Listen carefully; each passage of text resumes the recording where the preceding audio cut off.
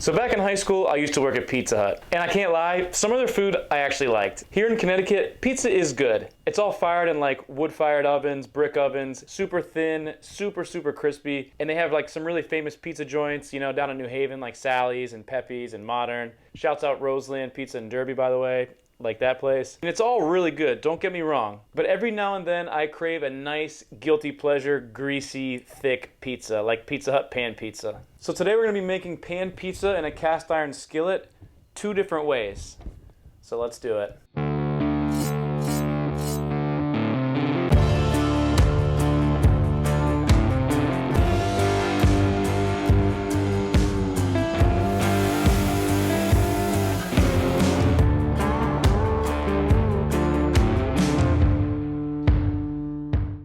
Hey guys, welcome back to another episode of Dishes and Fishes, where I show you how to cook and set hooks. If you like what you see on this channel, make sure you check out my Instagram and my TikTok. It's popping over there as well.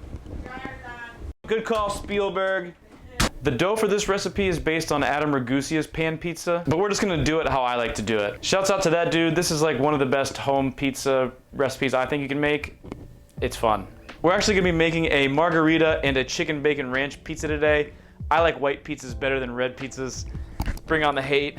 So let's get into it. If you guys are into cooking or fishing, make sure you hit that subscribe button, but let's start with our pizza dough prep. The amounts for these ingredients will be in the description, but I'm using bread flour, some salt, sugar, and some garlic powder in my dry mix, and I'm just gonna whisk that together until it is all evenly incorporated. For my wet ingredients, I'm using whole milk and instant yeast. I heated my milk in the microwave to 90 degrees prior to that, and then I'm gonna add my yeast and mix it around. Let it sit for like 10 minutes and then add it to your dry mix.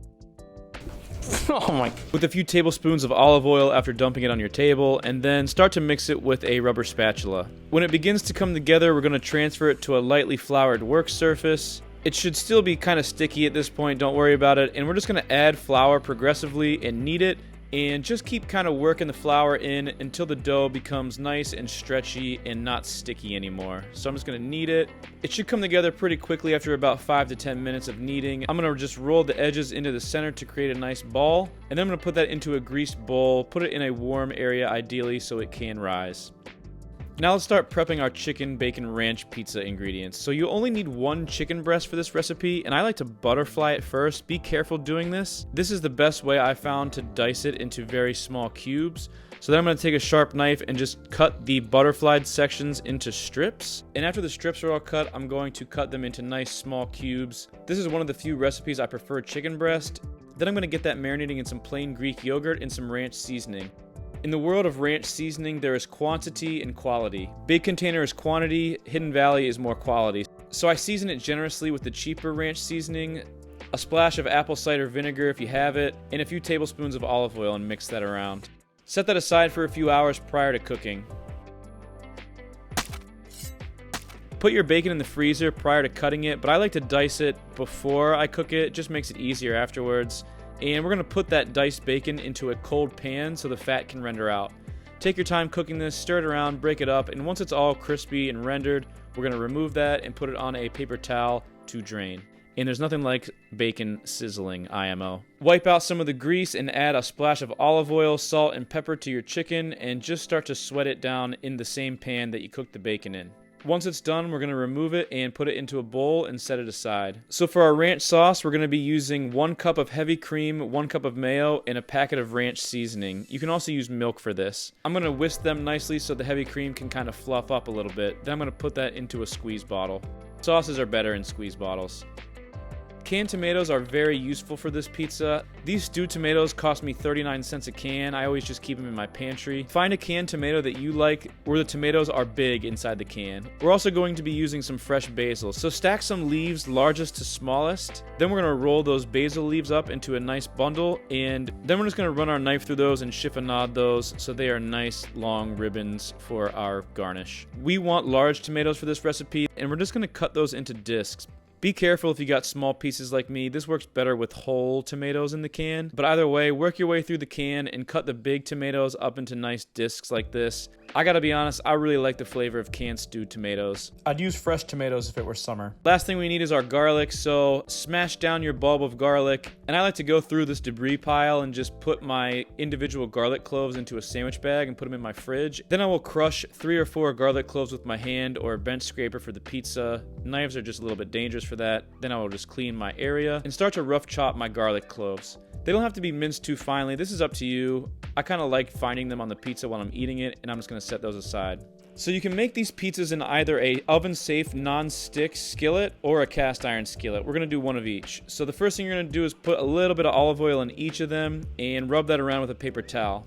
Then you're going to season the pans. Ragusa likes these 3 seasonings. I've done this with Italian seasoning, everything bagel seasoning. Do what you want. And we're going to put our proofed dough onto a lightly floured work surface again and form it into a nice ball where we will cut it in half. You can use a scale if you are super particular.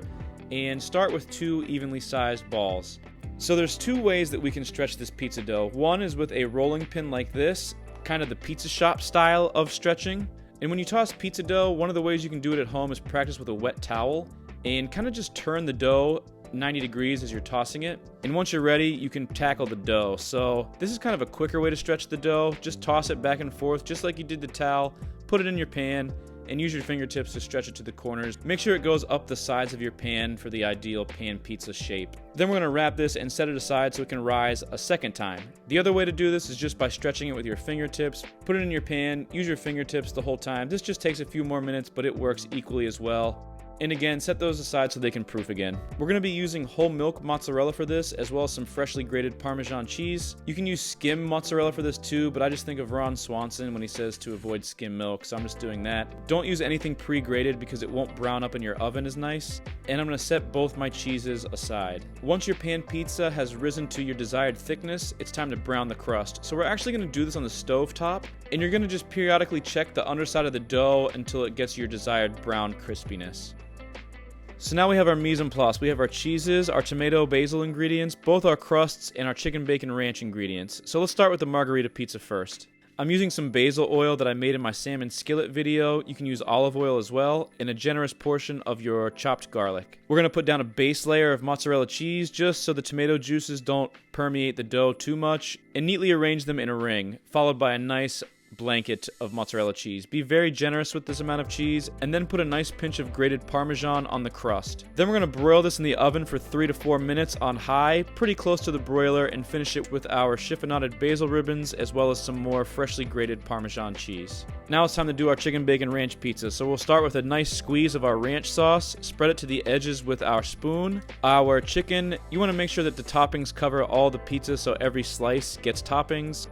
Our bacon, and our nice blanket of mozzarella cheese. Again, you want to really go hard with the cheese so it browns in the oven real nice.